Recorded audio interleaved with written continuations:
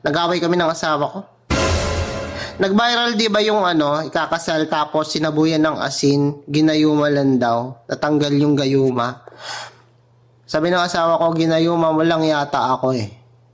Sabi ko, te, nakalimang anak na tayo.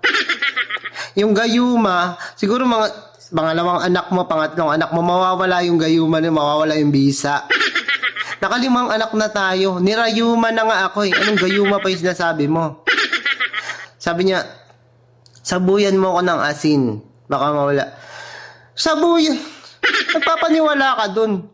Kahit isang galon asin, isaboy, ipaligo mo pa yan. Sinasabi mo gayuma na yan.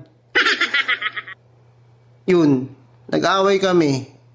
Tapos, napunta kami sa kwarto. Yun, doon ko siya sinabuyan. Ay, anong sinaboy ko sa kwarto?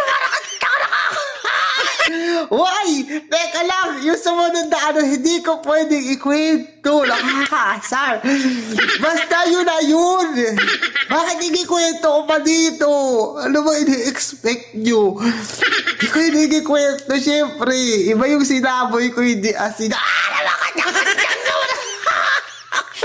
Tabi dyan, hindi ka ang kausap ko. Walang away-away, bati-bati tayo. Tigil-tigilan nyo kaya, gayo ba na yan?